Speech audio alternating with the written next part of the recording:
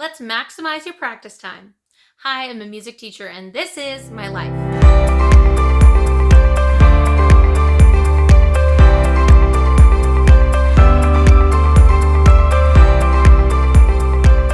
Welcome back to the channel and welcome to those of you who will be joining us for the first time. Today is all about maximizing your practice time because we all know that time is precious and it's one resource that we can't go out and get more of. The reality is that time will continue to move forward. And so when it comes to learning new music, you want to make sure that you're using your time as effectively as you can, both in but also outside of your private lessons. So in today's video, I'm going to be breaking down 5 simple ways that you can be maximizing your individual practice time. But before we get started, remember to give this video a thumbs up, subscribe to the channel, and be sure to ring the notification bell so you never miss another video. So let's start with tip number 1, which is to make a practice plan. Now, if you're someone who's already taking private music lessons, then there's a good chance that your private lessons teacher already makes plans for you and tells you exactly what to practice, which can be very helpful.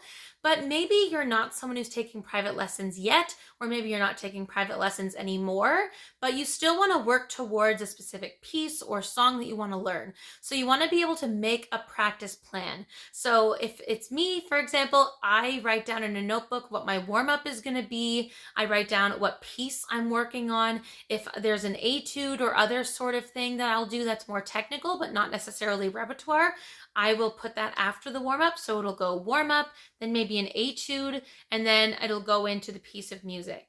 But you want to make sure that you're writing down a plan because that way you can't forget what it was that you were working on, and you want to make sure that you stay accountable to this plan. So by writing it down and using it every time you practice, you're keeping yourself accountable while staying on track. Tip number 2 is you want to keep your warm-ups to around 5 to 10 minutes. Now, I know that everyone will have different amounts of time for practicing, but for myself, I know that if I have 1 hour to practice, I might warm up for 10 minutes. If I only have half an hour, 45 minutes, I may keep it at 5 minutes. But you do not want to skip the warm-up, whether you're an instrumentalist or a singer, because warming up is extremely beneficial for your vocal health. If you're a singer, it can be extremely helpful. If you're coming back from a cold or some other type of illness, warming up your breathing and warming up your voice is essential. And if you're an instrumentalist, for example, myself as a flute player, I know that the first time I pick up my flute, it's going to probably be freezing in my hands. And so warming up before tuning is important. But also you want to make sure that the muscles in your face, your embouchure, warms up as well. And if it's been a long time since you've practiced an instrument, particularly instruments that have, say, a lot of back pressure like oboe or trumpet or other things, you want to make sure that you get a solid warm-up done before you go and play your repertoire. But you want to keep it to about 5 to 10 minutes because if you spend too much time on the warm-up, you want to have as much time to dedicate to the other focuses that you have written down in your practice plan.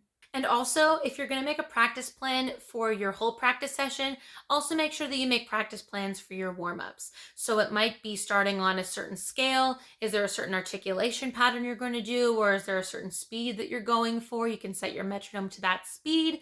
Whatever that warm-up is, make sure that it is consistent, planned, and that it's in your routine every time. Tip number 3, and it's very similar to the ones that I've already given you, but you need to make sure that you plan out how you're going to approach learning a new piece of music.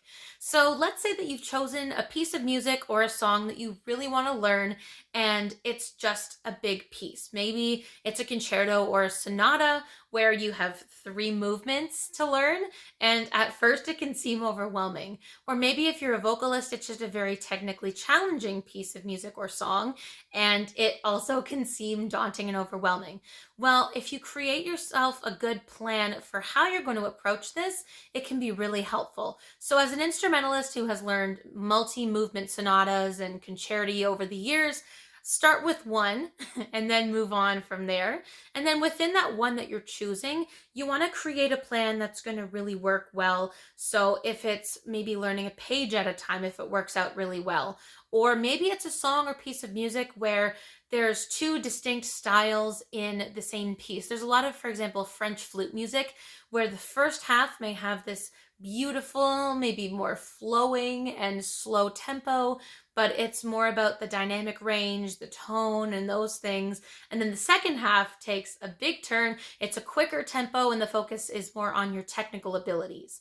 Well, the reality is that we need to be good at both of those. So maybe you focus on one half of the piece first and then the other half later. You could also break it up based on musical phrases. So for example, if there's 3 or 4 systems of the piece or of the song that have maybe similar style or similar tempo before there's a ritardando, or the musical phrasing makes sense before there's a new musical idea or phrasing introduced, then it would make sense to focus on that section specifically before you move on to the next one. And remember, practice doesn't make perfect, practice makes permanent. So make sure that you are moving slowly through your progress. And of course, that leads perfectly to tip number 4, which is to use a metronome. It doesn't matter how much experience you have, it doesn't matter what your age is, use a metronome. And I will link down below my video that I made about how you can effectively use a metronome, because if I'm honest, when I was very young and at first learning piano, my piano teacher would use a metronome in lessons, but did not tell me how to use it when I was by myself.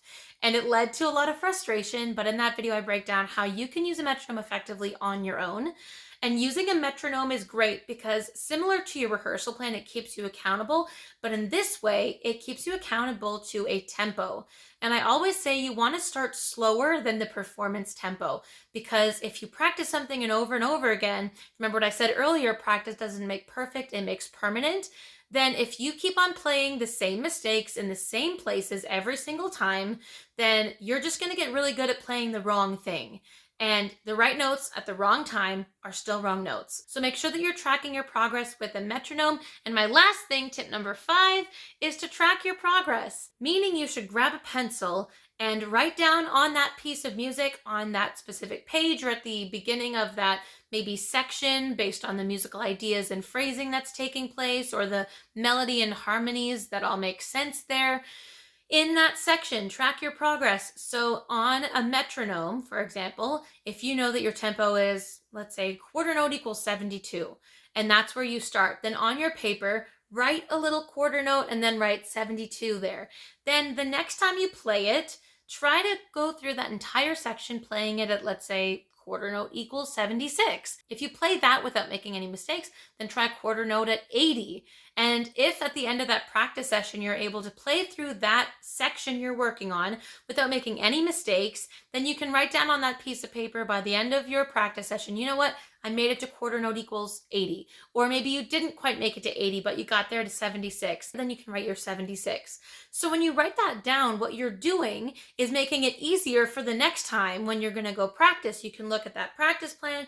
Oh, that's right. I'm working on movement 1 of, say, a Mozart concerto. You open your Mozart concerto. Oh, that's right.